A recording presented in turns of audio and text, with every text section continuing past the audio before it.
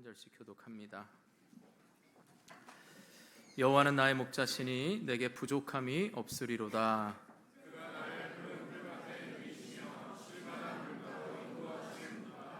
내 영혼을 소생시키시고 자기 이름을 위하여 의의 길로 인도하시는도다.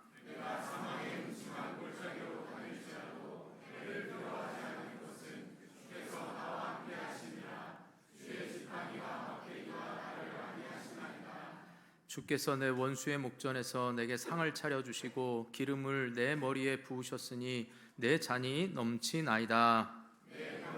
선하심과 인자하심이 반드시 나를 따르리니 내가 여호와의 집에 영원히 살리로다. 아멘. 우리 앞뒤 좌우분들에게 축복하면서 인사하겠습니다. 여호와는 당신의 목자이십니다. 여호와는 당신의 목자이십니다. 아멘. 한 번 더 축복하면서 인사하겠습니다. 여호와만이 참 목자이십니다. 여호와만이 참 목자이십니다.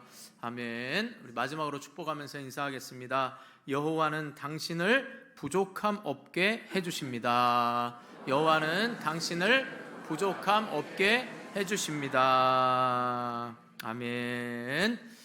다윗은 여러분 15살에 자기가 원치 않았지만 사무엘에게 이제 이스라엘의 왕으로 기름 부음을 받습니다. 그리고 골리앗과의 싸움에서 승리해서 사울 왕이 자기 곁에 두고 수금을 켜게 하지요. 그때까지 다윗은 아버지의 집에서 양을 치던 목자였습니다. 이 시편 23편은 다윗이 15살에 기름 부음을 받고 30살에 왕이 되고 그 다음에 40년 동안 이스라엘을 다스리면서 어느 시점인지는 알 수 없지만 왕이 되고 난 다음에 자신의 목동 생활 체험을 바탕으로 해서 하나님과 하나님을 따르는 자신 간의 절대적인 신뢰의 관계를 예로 들면서 그것이 바로 목자와 양과의 관계를 말씀하고 있는 것이 시편 23편입니다. 그리고 이 시편 23편은 이 시편 가운데 시편의 진주다라고 부를 만큼 이 시편 150편의 시들 가운데 어떻게 보면 가장 아름다운 시라고 할 수가 있습니다. 여러분들도 시편 23편 좋아하시죠? 네. 그러면 외우십니까? 좋아하는 거하고 또 외우는 건 다르지만 어쨌든 우리가 6주 동안에 이제 시편 23편을 한 절씩 매주마다 볼 겁니다.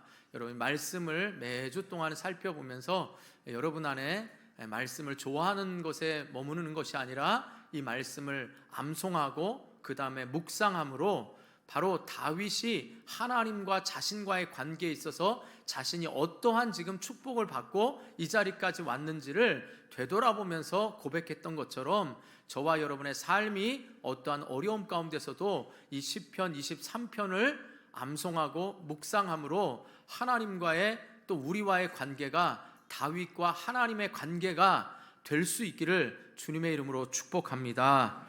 저는 또 목회자의 심정으로 우리가 창세기를 끝내면서 이 창조주의 하나님, 창조로 끝낸 것이 아니라 아브라함과 언약을 맺으시고 그 약속을 신실하게 이행하셨던 그 창세기의 하나님이 나에게는 어떤 하나님이 되는지 그것이 바로 우리에게 목자가 되신 하나님을 기억하면서 그 창세기의 하나님이 나의 목자가 되심을 잊지 않고 이 뜨거운 여름에 여러분의 목자로 인하여서 염려하거나 근심하지 마시고 더욱 여러분의 삶이 풍성해질 것을 기대할 수 있기를 주님의 이름으로 축복합니다.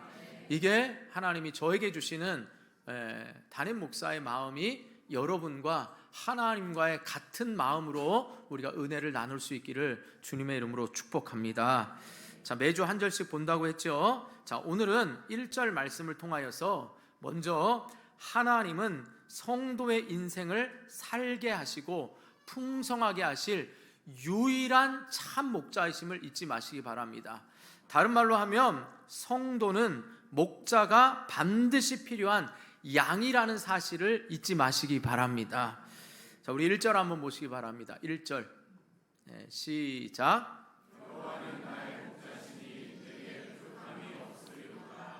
아멘. 자, 여기서 여호와라고 할 때에 이 여호와라는 말은 하나님의, 그러니까 신적 이름이죠. 엘샤다이라고 말할 때는 바로 전능하신 하나님이라고 말할 땐 전능하신 하나님이라고 이야기하면 그것은 바로 창조주의 하나님의 속성을 이야기하는 겁니다. 여호와 하나님, 야훼 하나님이라고 할 때는 바로 언약의 신실하신 하나님을 이야기할 때 여호와라는 이름을 쓰는 겁니다. 그러니까 지금 다윗이 여호와는 이라고 말할 때는 어떤 관계예요? 바로 자신과 이스라엘 백성 간의 관계 속에서 아브라함에게 약속하신 그 하나님이 이스라엘 백성들과 자신을 어떻게 이끌어 가실지 약속의 신실하신 하나님이다, 이렇게 지금 선언하고 있는 것입니다. 그러니까 15살에 자기가 원하지 않았지만 기름 부음 받은 그 왕으로서 30살에 하나님께서 왕으로 세우시고 심지어는 자기 아들 압살롬으로부터 어떤 그 왕의 자리를 시기 질투 때문에 공격을 당하고 또 수많은 어려움이 있었지만 약속의 신실하신 하나님이 어떻게 인도하셨는지를 나타내고자 바로 여호와는 이라고 말하고 있는 것입니다. 그리고 그 여호와 하나님은 어떤 하나님이라고요? 바로 나의 어떤 하나님이 되는 거예요? 목자가 되신다, 이렇게 말하고 있는 거지요. 여러분, 목자라는 말은요 5가지 의미가 있습니다. 먹이다, 돌보다, 양육하다, 다스린다, 관계를 맺다라는 겁니다. 다시 말씀드립니다. 먹이고 돌보고 양육하고 다스리고 관계를 맺는 겁니다. 그러니까 그냥 단순한 의미가 아니라 거기에는 먹이고 돌보고 우리를 다스릴 뿐만 아니라 우리와 관계를 맺고 계시는 겁니다. 그래서 저도 당회장실, 담임 목사실 이렇게 안 하고 저는 처음부터 목양실이라고 해서 여러분과 제가 함께 그곳에서 관계를 맺고 말씀을 나누고 하는 모든 일들이 목양실 안에 이루어지는 겁니다. 그러니까 저와 여러분의 관계도 예수 안에서 아름다운 관계, 목양의 관계가 될 수 있기를 주님의 이름으로 축복합니다. 그렇기 때문에 우리는 먹이고 입히는 걸로 끝나는 게 아니라 함께 하나님의 말씀으로 다스려가고 그 안에서 관계를 맺는 관계다라는 사실을 잊지 마시기 바랍니다. 멀리 있는 목사, 멀리 있는 성도가 아니라 이러한 하나님 말씀 안에서 우리가 먹이고 나누고 다스림을 받고 관계를 맺는 그러한 관계가 될 수 있기를 축복합니다. 자, 그러면 성경에서 이렇게 하나님을 목자로 또 인생이나 성도들을 양으로 묘사한 게 다윗뿐만이 아닙니다. 이미 다윗 이전부터 이런 일들이 있었는데 여러분 성경에 많은 구절이 있지만 2가지만 좀 보면, 자, 이사야 40장 11절 한번 보시기 바랍니다. 시작.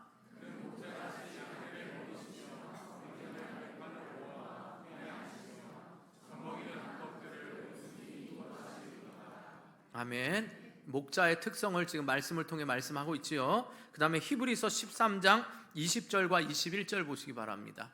시작.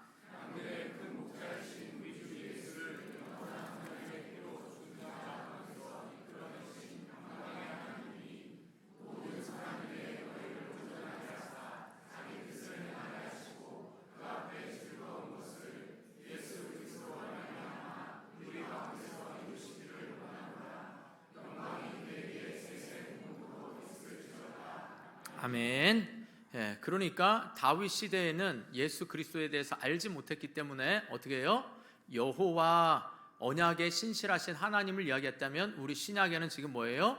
예수 그리스도께서 우리의 목자가 되시는 거지요. 그러니까 우리가 하나님은 나의 목자다라고 할 때는 성부 하나님, 성자 예수님, 성령 하나님을 다 포함해서 우리의 목자가 되신다, 이 말인 거지요.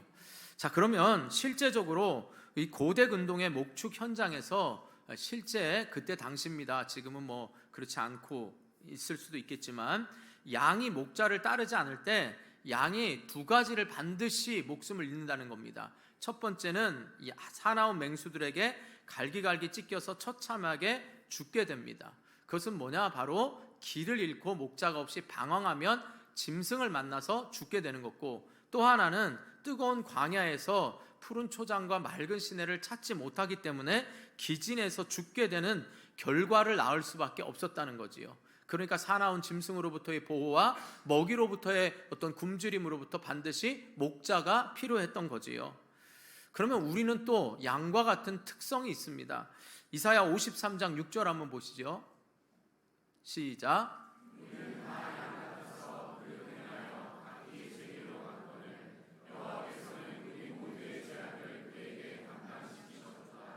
아멘. 우리는 다 양 같다 그랬습니다. 그럼 제가 앞서 하나님과 우리 사이를 목자와 양의 관계로 얘기할 때 우리는 양의 특성 세 가지를 통해서 우리 인생에게도 왜 목자가 필요한지, 왜 우리를 양 같다고 하는지 세 가지 특징만 좀 간단히 보면, 첫 번째, 여러분, 양은 무력한 존재랍니다. 아니, 첫 번째는 양은 방향 감각이 없는 동물이라고 합니다. 방향 감각이 없다는 건 근시안적인 동물이라 20-30m 앞을 양은 내다볼 수가 없다고 합니다. 그래서 모든 동물들은 자기 집을 쉽게 찾아오는데 양은 그렇지 못한다고 합니다. 그래서 반드시 양에게는 목자가 필요한 겁니다.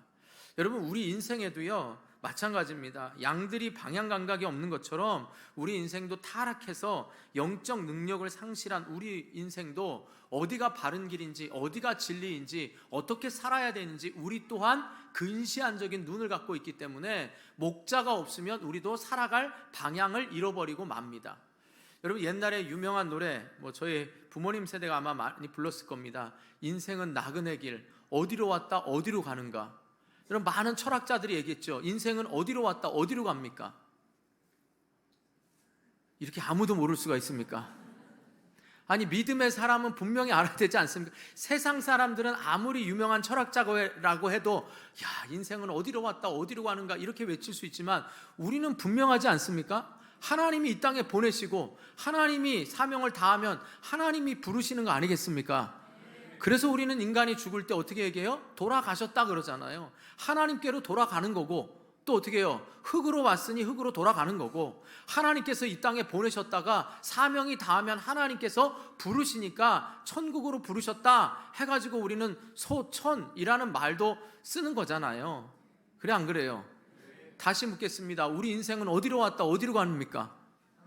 하나님께로부터 와서 하나님께로 돌아가는 거. 그래서 여러분, 분명히 로마서에 말씀한 만물이 그로 말미암고 그에게로 말미암아 그로에게로 돌아가느니라. 처음 들어보는 말씀 아니잖아요.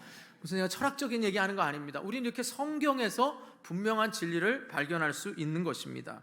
그렇기 때문에 여러분, 우리는 양 같아서 어디가 진리이고 어디가 바른 길이고 또 어디가 생명의 길인지, 어디에서 꼴을 구해야 되는지 알 수 없기 때문에 우리 인생도 반드시 목자가 필요합니다. 두 번째, 양은 무력한 존재라고 합니다. 그러니까 대부분의 동물들에게는 어느 정도는 자기를 지킬 수 있는 보호책이 있다고 합니다. 그러니까 어떤 동물은 카멜레온처럼 나무 색깔에 따라 색깔을 변한다든지, 어떤 동물은 또 달리기가 빠르다든지, 나무에 올라간다든지, 또 우리가 아는 스컹크는 어떻게 해요? 이렇게 악취를 내 가지고 접근하지 못하게 한다든지, 독이 있다든지, 여러 가지 보호책이 있습니다. 근데 양은 보호책이 없다고 합니다. 그렇기 때문에 양은 사나운 짐승을 만나면 저항하지 못하고 그대로 당한다고 합니다. 여러분, 우리 인생도 지극히 무기력한 존재입니다. 굉장히 강한 것 같지만 우리 인생이 조금만 어디가 아프거나 조금만 병들면 굉장히 우리 자신은 무기력합니다. 아무리 지금 인생이 과학이 발전되고 의학이 발전되었어도 여전히 우리 인생은 육체적으로 연약합니다. 또한 영적으로는 더욱더 연약합니다. 왜냐? 사탄의 꾀에, 사탄의 공격에, 우는 사자와 같이 우리를 삼키는 사탄의 공격에 우리는 무기력할 수밖에 없습니다. 이걸 모든 것을 지킬 힘이 어디서부터 오느냐? 우리에게는 목자가 필요한 거지요. 우리 스스로 우리를 지킬 수 없기 때문에 우리는 목자가 되시는, 우리의 대장 되시는 예수 그리스도가 반드시 필요하게 되는 거지요. 세 번째, 양은 더러움에 쉽게 오염된다는 겁니다. 여러분, 양은 하얀 것 같지만 여러분, 우리 흰옷 계속 입고 다니면 더 빨리 더러워지죠. 그래요, 안 그래요? 양이 항상 하얗습니까? 또 양은 항상 털을 깎아줘야 되잖아요. 그러니까 자기 스스로 더러움을 씻을 수도 없는 존재입니다. 그럼 우리 인생도 마찬가지입니다. 죄인이기 때문에 늘 죄를 짓습니다. 늘 죄된 성품을 가지고 있지요. 또 이 죄를 해결할 능력도 우리에게는 없습니다. 그렇기 때문에 우리에게는 예수 그리스도께서 우리의 죄 문제를 해결해 주시고 언제나 우리를 새롭게 해주시고 새로운 세마포옷에 흰 옷을 입게 하는, 우리로 하여금 신부된 옷을 입혀주시는 예수 그리스도의 보혈의 공로가 있어야만 되는 것입니다. 여러분, 이 세 가지 특징이 제가 성경에 말하고 있는 목자와 양의 관계를 얘기할 때 바로 우리는 갈 방향을 알지 못하는 그릇 행하는 존재이고, 우리 스스로는 보호책이 없고, 또 우리 스스로는 죄 문제를 해결할 수 없기 때문에 우리 인생도 반드시 여러분 뭐예요? 목자가 필요합니다. 그럼 제가 앞서 말했지만 우리의 목자는 누구십니까? 예수 그리스도십니다. 하나님 그래도 되지만 지금 우리는 신약 시대에 우리의 참 목자는 예수 그리스도이신 것입니다. 요한복음 10장 11절과 12절 한번 보시죠. 시작.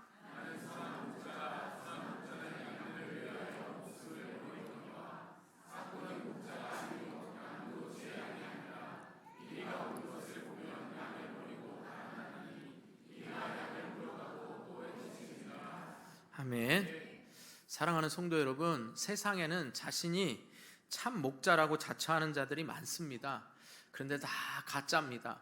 여러분, 우리가 오해하는 말씀이 있는데요, 이 사꾼이다라고 할 땐 여러분 왠지 사기꾼 같고 나쁜 놈 같잖아요. 그래 안 그래요? 사꾼, 기분 나쁘죠. 이 사꾼 성도들, 이 사꾼 목자, 기분 나쁘지요. 근데 이런 의미입니다. 한번 보세요. 사꾼이라는 말은 쉽게 말하면 알바생입니다. 그러니까 자기의 양이 아니라 돈을 받고 임시로 봐주는 겁니다. 그러니까 임시이기 때문에 어떻게 해요? 양은 자기 양이 아니잖아요. 그러니까 양의 목숨보다는 자기의 목숨을 중하게 여기는 게 당연한 겁니다. 그게 사꾼입니다. 쉽게 예를 들면 주인과 아르바이트생은, 종업원은 다르지 않습니까? 만약에 주인의 가게에 불이 나면 주인은 하나라도 더 건지려고 그러고 자기 목숨을 희생할 만큼 소중히 여기지만, 여러분 종업원은 어떻습니까? 출제자의 의도를 아시고 다 그런 건 아닙니다. 어떻게 해요? 그건 당연하지요. 자기 게 아니니까. 그럼 여러분에게 묻습니다. 아까 굉장히 기분 나쁘게 들으셨지만, 교회가 어려움을 당하면 성도는 목숨을 걸고 교회를 지킵니까? 자기 생명을 귀하게 여깁니까? 말 못하지요. 그러니까 사꾼 성도입니다. 근데 우리는 어떻게 해요? 이 사꾼이라는 말을 기분 나쁘게 들었기 때문에 굉장히 사꾼 그러면 기분이 나빠요. 그러니까 사꾼 목자, 이건 당연한 거예요. 그런데 사꾼인 우리가 사꾼이 되지 않는 이유는 하나님께서 우리에게 사꾼의 마음이 아니라 예수님의 마음을 주시기 때문에 성령께서 우리로 하여금 목숨을 그래도 걸 수 있도록 은혜를 베푸시기에 우리가 조금 그 일을 갈 수 있는 거지, 우리는 다 사꾼 같은 존재라는 것을 인정하시기 바랍니다. 그래 안 그래요? 그러잖아요. 여러분 목숨, 제가 가끔 새가족의 비유도 듭니다. 여러분, 교회가 어렵게 되고 교회가 만약에 물난리 나고 교회가 불이 나고 교회가 전쟁으로 어려우면, 이 지역에 물난리가 나고 불이 났다 그러면 여러분들은 여러분의 집에 관심이 있습니까? 교회에 관심이 있습니까? 말 못하잖아요. 그러니까 자꾸 나쁜 놈 이런 개념만 하지 말고 우리 자신이 그렇다는 거죠. 그럼 저는 이 나쁜 놈이라는 여기에 비유적인 것보다는 우리는 이런 존재이기에 반드시 양이 필요하다는 걸 여러분 깨달으시기 바랍니다. 그러니까 우리에게는 많은 목자로 자처하는 목사도 있고 성도도 있고 수많은 사람이 있지만, 우리가 진짜로 의지하고 믿어야 될 분은 바로 누구냐? 예수 그리스도 한 분만이 우리를 위하여, 우리를 대신하여 생명을 주신 참 목자 되신 분은 예수 그리스도밖에 없다는 사실을 믿으시기 바랍니다. 그러니까 사람에게는 실망할 수밖에 없는 거예요. 왜? 사꾼이니까. 사기치는 사람 말고요, 사꾼입니다. 자기 생명을 주기가 쉽지 않기 때문입니다. 그러니까 우리에게는 예수 그리스도만이 유일한 참 목자가 되시는 것입니다. 중요한 게 있습니다. 그러면 그 예수 그리스도만이 유일한 목자라고 생각할 때, 나는 예수 그리스도가 절대적으로 필요한, 나는 갈 바를 알지 못합니다, 나는 쉽게 넘어집니다, 나는 이 죄로 해결할 수 없습니다라는 이 근본적인 양이라는 사실을 여러분이 인정할 때 참 우리의 목자가, 예수 그리스도가 우리의 참 목자가 되어주신다는 걸 깨달으시기 바랍니다. 그런데 많은 성도들은 나는 양이 아니야 이렇게 생각을 합니다. 자기는 양이 아니고 이미 양을 뛰어넘는 지혜로운 동물이라고 착각을 하는 분들이 많습니다. 여기서부터 양이 아니기 때문에 목자의 음성을 들으려고 안 하는 겁니다. 그러니까 잘못된 길로 가고, 그러니까 죄의 유혹에 빠지고, 그러니까 우리는 사탄의 공격에 쉽게 넘어진다는 사실을 깨달아야 됩니다. 다시 말씀드립니다. 이 자리에 있는 모든 성도 여러분, 저를 포함해서 우리는 절대적으로 참 목자이신 예수 그리스도가 필요한 양이라는 사실을 잊지 마시기 바랍니다. 연약합니다. 우리 양 소리 한번 내볼까요? 양. 예, 안 내셔도 됩니다. 양. 바로 이렇게 우리는 양이라고 느낄 때, 때로는 어떤 분에게는 병상에 누워 있을 때 하나님의 음성이 들리고 하나님이 나의 목자이심을 인정하게 됩니다. 또 어떤 사람에게는 실패하고 좌절해 있을 때, 또 고독해 있을 때, 삶에 대하여 회의를 느낄 때, 바로 그때 주님의 음성을 듣게 됩니다. 그때 저와 여러분은 철저하게 저는 양입니다, 주님의 도움이 절대적으로 필요한 양입니다 라고 우리는 고백할 수 있기를 주님의 이름으로 축복합니다. 그리고 꼭 여호와는 나의 목자이십니다 라는 이 고백이 흔들리지 않기를 주님의 이름으로 축복합니다. 마치 창세기 1장 1절 말씀이 뭐였죠? 뭐 아는 것 같은데 중얼거리세요. 크게 한번, 창세기 1장 1절, 태초에 하나님이 천지를 창조하시니라. 창조주 엘샤다의 하나님이 나를 창조하셨으니 그 나를 창조하시는 것으로 끝나는 게 아니라 창조한 것을 돌보시고 지키시고 인도하시고 약속의 신실한 하나님이 이끌어 가시는 것처럼 시편 23편 오늘 1절을 여러분이 암송하면서 누가 나의 목자라고요? 여호와는 나의 목자이시다. 이것을 여러분 잊지 마시기를 바랍니다. 창세기의 창조주 하나님이 나의 목자가 되신다. 할렐루야. 이걸 꼭 여러분이 연관성을 가지고 기억하시라고 23편을 나누게 된 겁니다. 여러분 시편 23편 얼마나 많이 들으셨고 얼마나 유명한 목사님을 통하여 여러분이 각인되었겠습니까? 그러나 지금 이 시간에 이때에 내 형편에 하나님이 나의 목자가 되신다는 이 말씀 한마디에 여러분의 모든 문제가 응답되고 해결되는 역사가 있기를 주님의 이름으로 축복합니다. 그런데 두 번째로, 하나님께서 목자가 되시면 부족함이 없다라는 겁니다. 믿으십니까? 다시 말해서 목자 되시는 하나님을 따르면 부족함이 없는 정도가 아니라 풍족함을 누리게 됨을 믿으시기 바랍니다. 1절 후반부에 보면 뭐예요? 여호와는 나의 목자시니 어떻게 해요? 내게 부족함이 없다고 말합니다. 여기서 없으리로다라는 해당하는 단어는요, 우리 히브리어에 부정어가 몇 개 있었잖아요. 그 중에 가장 강력한 부정어가 뭐였죠? 로였습니다. 이거 여러 번 얘기했는데 로라는 말은 가장 강력한 부정어입니다. 우리말에 보면 아니야 이런 말 있죠. 그 다음에 또 그거보다 강조되는 말은 뭐겠어요? 절대 아니야. 그럼 세 번째는 뭐겠어요? 죽어도 아니야. 이런 거 있잖아요. 요즘 애들 말로 하면 핵 아니야. 확 이거 아니고요. 핵. 그러니까 정말 재미없을 때 애들이 뭐라 그러는지 아세요? 핵노잼이라 그러잖아요. 핵노잼. 핵폭탄처럼 재미없다고요. 그래요, 여러분. 꼭 알아야 되는 거 아니에요. 요즘 애들이 아니니까, 여러분이 옛날 분들이니까. 자, 마찬가지로 여기서 없으리로다라는 이 말은 뭐예요? 절대 없는 게 아니라는 부정어 로라는 걸 썼습니다. 그리고 여기에서 부족하다라는 말은요, 간신히 부족한 거에서 벗어난다는 의미가 아닙니다. 매우 넉넉하고 풍족해서 부족함과는 아무 관계가 없다라는 게 이 부족함이라는 단어입니다. 쉽게 말하면 이거예요. 여러분 배고프니까 밥 먹었는데 어떻게 해요? 뭔가 부족한데? 그리고 집에 가서 떡을 하나 먹는다든지, 그러면서 있죠. 떡배는 따로 있다, 과일배는 따로 있다, 뭐 이렇게 말하는 조금 부족한, 요 정도의 부족함이 아니라 부족함을 생각하지 못할 정도로, 야, 오늘 점심 정말 잘 먹어서 오늘 저녁은 안 먹어도 될 것 같아, 이런 풍족함. 이해하시겠습니까? 네, 제가 말을 잘못하면 점심을 엄청 많이 먹길래 여러분들이 부족함이 항상 주방에 부족함이 없기를 축복합니다. 자, 그러니까 부족함이 없으리로다라는 말은요, 여러분 여호와를 목자로 하여 따르면 부족함이 없이 충족하여 넉넉한 상태가 바로 로라는 이 가장 강력한 부정어와 이게 여기서 부족함이라는 단어가 미완료입니다. 미완료 시제예요.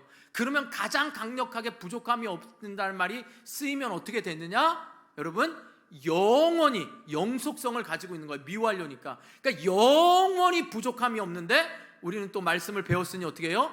영원히 부족함이 아니라 영원히 어떻게 된다고요? 풍족하리로다. 할렐루야.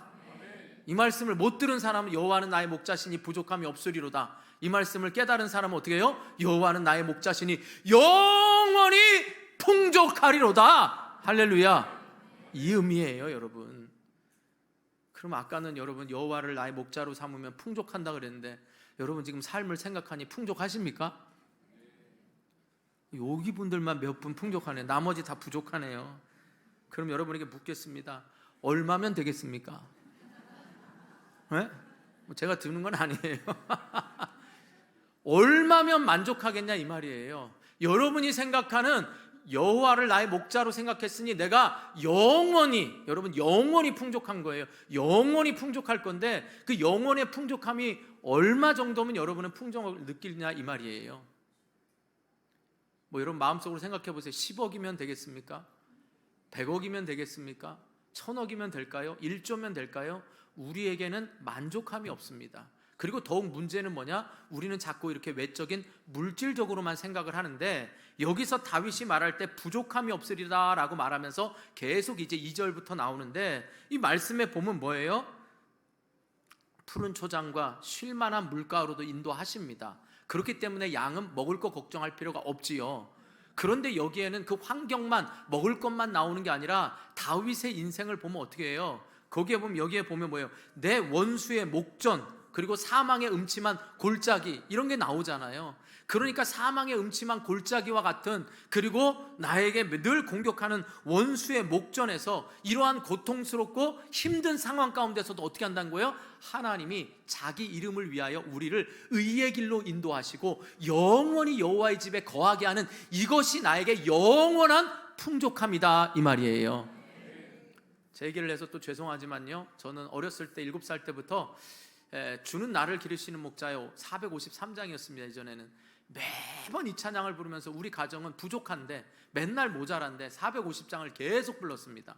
그래서 제가 20살 신학교 가기 전까지 우리 가정과 저에게 제일 행복한 찬양은 453장 주는 나를 기르시는 목자였습니다. 그리고 20살 이후에는 저는 오늘 찬양대가 부른 몇 장이에요? 주의 약속하신 말씀 위에 굳게 서리라 546장입니다. 이 찬양을 가장 제가 또 좋아하는 찬양입니다. 그러니까 주님 약속하신 말씀 위에 굳게 서리라. 저는 저의 삶의 경험에서 여러분 7살 때부터 가정 예배를 드리면서 여호와는 나의 목자시니 부족함이 없으리로다. 제가 수혜도 당하고 수혜도 2번 당하고 4번 망하고 미국에 가서 살면서 여전히 부족했습니다. 여전히 지금 여러분 가운데 힘들게 정말 하루하루 정말 하루 한 끼를 먹고 살고 힘든 분들에겐 아마 이게 너무나 뜬구름 같고 막연하고 문자적인 하나님의 말씀일지 모르겠습니다. 그러나 여기서 말하는 부족함 없이 영원히 풍족하다는 말씀의 의미를 깨닫는다면 여러분이 부족한 가운데 힘든 가운데, 저도 미국 생활 가운데 지금은 한국 여기에도 뭐 바나나 같은 경우, 미국은 바나나 같은 경우에도 여러분 좀 많이 나고 막 진짜 갈아서 먹을 수밖에 없는 건 싸게 팔잖아요. 야채나 이런 것도 좀 그런 거 안 드셔보셨어요? 근데 미국은 이미 여러분 모든 상품의 일반 상품 그거 떨어지고 그런 상품, 심지어는 사람들이 그 장례 치르고 난 다음에 그 유품들도 파는 곳, 그런 곳들도 있어서 모든 것을 재활용합니다. 음식은 말할 것도 없고요. 저는 그렇게 생활해봤기 때문에 아는 겁니다. 여러분들에게 지금 막연한 뜬구름을 잡는 게 아니고요. 그런데 그러한 상황 가운데 있을지라도 우리 교회 10년 전에 와서 모습과 지금의 모습과 앞으로의 모습 속에서도 저는 분명히 고백할 수 있는 게 있습니다. 여호와는 나의 목자시니 내가 부족함이 없으리로다. 여러분, 그것은 많이 가져서가 아닙니다. 여러분, 그것은 많이 갖고 있기 때문에 부족함이 없다, 배가 불러서 더 이상 안 먹어도 되겠다, 이런 게 아니라 여호와로 인하여서 부족함 없는 건 철저하게 나를 창조하시고 나를 보내시고 나를 이끄시는 하나님이 내 삶을 주관하고 계심을 믿기 때문에 부족함이 없는 겁니다. 여러분들도 수많은 상황 가운데 이 자리에 있잖아요. 하나님이 이 자리에 부르셔서 여러분에게 말씀하시잖아요. 누구야? 승철아, 나는 너의 목자가 된다라는 걸 잊으면 안 되는 겁니다. 그러니까 목자의 음성을 듣고 목자를 더욱 의지하는 양이 되어라 라고 말하는 거 아니겠습니까? 아프면 아프다라고, 제가 아까 우스갯소리로 안 했지만 아프면 아프다라고 양의 소리를 내야 됩니다. 음매 나 죽겠어, 이렇게 음매가 이게 양의 음성이 어쨌든 이렇게 소리를 내야 돼요. 여러분, 출애굽한 이스라엘 백성들, 여러분 부족했습니까? 여러분이 생각할 때 다른 건 몰라도 여러분 이집트 왕자 보고 웬만한 여러분 역사 보면 출애굽한 이스라엘 백성들 40년 동안 신발 안 떨어진 그 신발 명품 아닙니까? 4년 안 떨어져도 명품인데 40년 동안 신발이 안 떨어져요. 명품 중에 명품 아닙니까? 이거 떨어지나 안 떨어지나 실험해보고 막 애들은 장난치고 막 놀았을 텐데 신발이 안 떨어져요. 옷이 안 떨어져요. 40년 동안 명품 아닙니까? 매일 아침마다 비가 오나 눈이 오나, 눈은 거기는 안 왔겠네요, 애굽이니까. 이게 40년 동안 여러분 먹을 거 부족했어요? 안 했어요? 안 부족했어요. 풍족했단 말입니다. 또 여러분 사르밧 과부 얘기 아시죠? 그 여인에게는 겨우 한 번 먹을 기름과 밀가루만 있었습니다. 근데 하나님의 도우심으로 이 통의 가루와 병이 끊이지 않았어요. 가뭄 동안에. 하나님의 돌보심 아닙니까? 예레미야 31장 14절 보세요. 시작.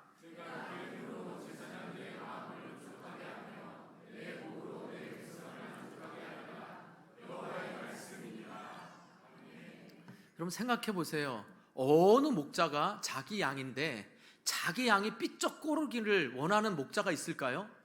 너 다이어트 해야 돼, 이런 목자 있어요? 어떻게든지 살을 찌우려고 하는 게 목자의 마음 아닙니까? 그럼 예수님께서도 요한복음 10장 10절에 우리에게 오신 것은 양들로 하여금 더 풍성하게 하신 거예요. 이게 지나치게 세속주의나 기복주의가 아니고요, 우리가 양으로서 하나님은 나의 목자십니다, 내가 부족함이 없습니다라고 고백할 때 하나님이 우리에게 있어야 할 것과 필요하다는 걸 채우시는 걸 여러분 경험하시기 바랍니다. 그렇게 경험되고 있고 살아간다고요. 그럼 우리에게 만족을 주시는 분이에요. 그런데 중요한 건 우리가 만족이 없다는 겁니다. 가진 사람이, 제가 그래서 묻잖아요. 여러분 얼마를 가지면 만족을 하시겠냐고요. 집을 얼만큼 넓혀가면 만족을 하시겠냐고요. 그러니 이 만족이 없는 게 우리의 문제입니다. 그래서 시편 106편 15절 보세요. 시작.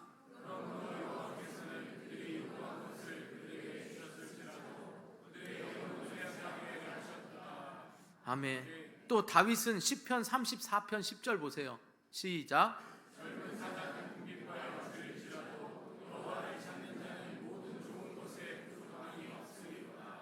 아멘. 자, 여기서 젊은 사자라는 것은 사장을 잘하는 힘센 사자를 말합니다. 그러니까 힘센 사자는요, 마음만 먹으면 자기가 어느 거든 다 먹을 수가 있죠. 밀림의 왕자니까. 그래 안 그래요?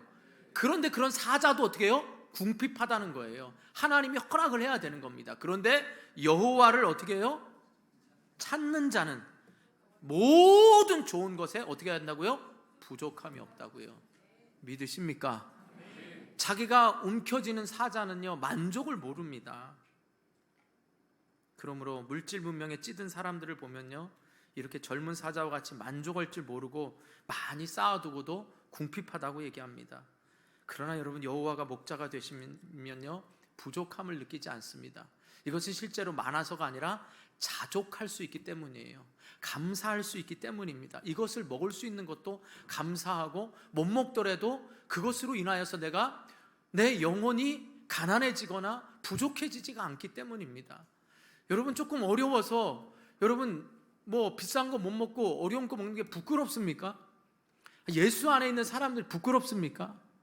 여러분 우리 교회인 가운데 야, 이 교인은 이렇게 사는데 하나님 저는 믿음이 더 좋은데 목사가 제일 잘 살고 제일 복 받아야 뭔가 하나님 잘 믿는 사람으로 떳떳하지 않겠습니까? 맞아요, 틀려요?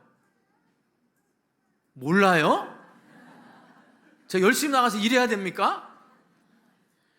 그럼 어디에 기준을 두고 있냐고요? 만족함을 생각해 보세요. 아까 말씀드렸죠, 이스라엘 백성들 40년 동안 그렇게 다 풍족히 내려주는데 만족했습니까? 안 했습니까? 안 했잖아요. 이야, 만나 그렇게 처음에는 꿀 같다 그러더니 뭐예요? 이제 맛없대요. 고기 달랍니다. 이집트로 돌아가고 싶대요. 마늘도 먹고 싶답니다. 이게 우리예요, 만족을 모르는. 여러분, 무엇이 불평해서 이게 뭐가 부족해서 불평한 거 아니잖아요. 이게 우리 인생입니다. 여호와는 나의 목자시니 내가 영원히 풍족하리로다라는 이 고백이 공허한 메아리처럼 들려서는 안 되는 겁니다. 바울은 빌립보서 4장 11절에 말씀합니다. 시작.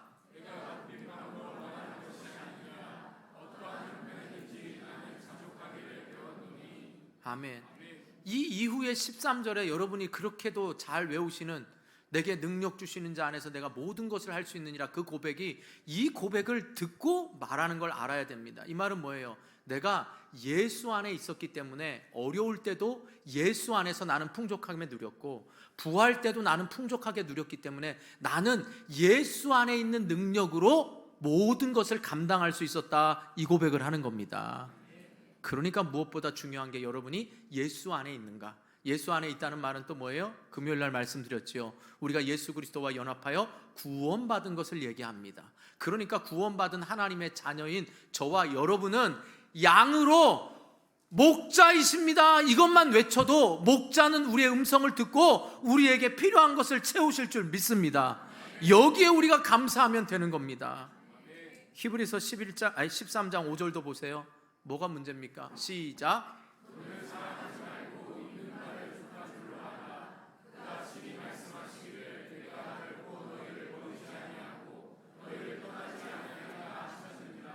아멘. 왜요? 예수 그리스도는 우리의 참 목자가 되시니까, 생명을 내어주셨으니까 우리를 결코 버리지 않고 결코 떠나지 않잖아요. 그러니까 99마리의 양을 두고 한 마리를 찾아서라도 반드시 데려오는 것이 참 목자이신 예수님 아니십니까? 여러분들도 여러분이 지구 끝까지 가 있어도 제가 지구 끝까지 쫓아간다면 여러분 어떻겠습니까? 와, 우리 목사님 사랑이다 이렇게 말하겠어요? 지긋지긋하다 이러겠죠. 그 사랑 못합니다. 여러분, 지구 끝까지 가 있으면 전 못 찾아갑니다. 그러나 우리 주님은 찾아가신다고요.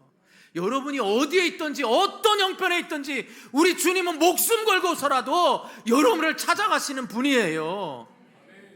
그 약속의 말씀을 믿어야지요.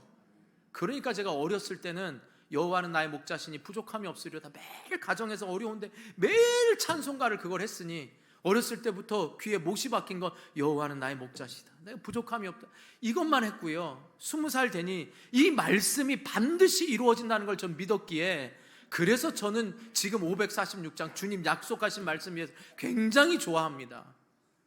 예. 여러분 뭐 자주 안 부르는 것 같죠? 새벽 예배 나와 보세요. 거의 자주 부릅니다. 어쩔 때는 뭐 계속 부를 때도 있습니다. 저는 우리 그리스도인들이 이 두 가지만 알아도 정말 변하지 않습니다. 창조주 하나님, 그 하나님이 나의 목자가 되신다. 나를 위하여 생명을 버리신 예수 그리스도가 나를 끝까지, 지구 끝까지라도 어디 땅 끝에 있어도 나를 찾아내시고 부르시고 인도하시고 먹이신다. 두 가지면 끝 아닙니까? 우리 아버지는 날 버릴 수 있고 어머니는 날 버릴 수 있고, 버린다는 건 진짜 버리는 게 아니라 지구 끝에 가면 못 찾을 수도 있다 이 말이에요. 하나님은 그러신 분이 아닙니다. 사랑하는 성도 여러분, 지금 너무 어렵게 이 경제적인 위기를 겪고 있고 또 너무 어려운 우리가 코로나 시대를 아직 회복하지 못하고 그때 어려움을 겪고 있는 성도 여러분, 왜 창조주 하나님 창세기를 끝내면서 제가 23편을 다시 말하면서 저의 삶에도 어려움이 있었지만 한 번도 낙심하지 않고 내게 부족함이 없었다라고 고백한 건, 내가 이 자리에 있고 예배할 수 있는 예배자로 하나님이 살아가도록 붙드셨기 때문인 것입니다. 그러니까 우리는 지금부터 주님의 음성을 들어야 됩니다. 양은 목자의 음성을 들어야 삽니다. 그런데 양이라고 인정하지 않고 지가 잘났다고 제 길로 갔기 때문에 위험에 처한 겁니다. 여러분들도 생각해 보세요. 여러분이 있는 모든 물질과 모든 것들 자기가 다 한 줄 알고 자기 길로 갔기 때문에 잃어버리고, 자기 길로 갔기 때문에 여러분이 잘못된 길로 빠지고, 지금 여러분의 힘으로 살려고 하니 악한 사탄의 권세에 공격을 당한 거고, 그러다 보니 여러분 스스로 죄 문제를 해결할 수 없고 여기서 빠져나올 수 없기 때문에 목자가 필요하다고요. 사랑하는 성도 여러분, 하나님은 우리에게 영원히 부족함이 없게 하십니다. 인간적으로 눈으로 보면 여러분, 어떤 분은 풍성하지 못하고 또 어떤 분은 모자란 것 같고, 어떤 사람을 비교하지 마시고 여호와가 나의 목자가 되기 때문에 나의 삶에 지금 만족이 있느냐 없느냐, 자족하며 사느냐 안 사느냐, 내가 목자의 음성을 듣고 가고 있느냐 안 가고 있느냐, 이걸 먼저 생각해 보시기 바랍니다. 그래서 이 시편 23편을 통하여 부족함이 없는 게 이제 어떻게 부족함 없이 채워주시는지 우리 다음 주부터 보면서 그 하나님이 나의 하나님 되심을 경험하게 해달라고, 여러분이 이제 6주 동안 시편 23편을 계속 외우시면서, 제가 어렸을 때 7살 때부터 계속 불렀던 찬양과 이 말씀의 외움이 여러분의 삶에 지금 당장은 그게 못 경험되어질지라도 여러분이 계속 암송하고 찬양하는 순간, 어느 순간 지금 내가 가지고 있는 것에 만족하거나 풍성을 누리는 게 아니라 지금 나에게 영원한 기쁨을 주시는 예수 그리스도로 말미암아 나는 부족함이 없고 또 내 삶은 영원히 풍족할 거라는 이 다윗의 고백이 우리 모두의 고백이 될 수 있기를 주님의 이름으로 축원합니다. 축원합니다. 기도하겠습니다. 우리 말씀 생각하면서 기도합니다. 하나님, 나는 양입니다. 여기서부터 고백하세요. 하나님, 나는 절대적으로 목자이신 예수 그리스도의 도움이 필요합니다. 나는 갈 바를 알지 못합니다. 나는 사탄의 공격으로부터 너무 약합니다. 내 마음이 이렇게 여린 줄 몰랐습니다. 그리고 나는 이 죄의 오염에서 내 힘으로 헤어나올 수가 없습니다. 왜 이렇게 죄된 생각을 하고 왜 이렇게 악한 생각이 나를 지배하는지, 왜 자꾸 세상적인 걸로 나는 기준을 두는지 목자의 음성을 듣게 하여 주십시오. 내가 여호와는 나의 목자라는 이 고백이 나의 진심 어린 고백이 되어지게 해달라고, 이것이 나의 고백이 되고 우리의 자녀의 고백이 되게 해달라고, 우리 다 같이 말씀 생각하면서 주님 한번 부르고 간절히 기도하도록 하겠습니다. 주여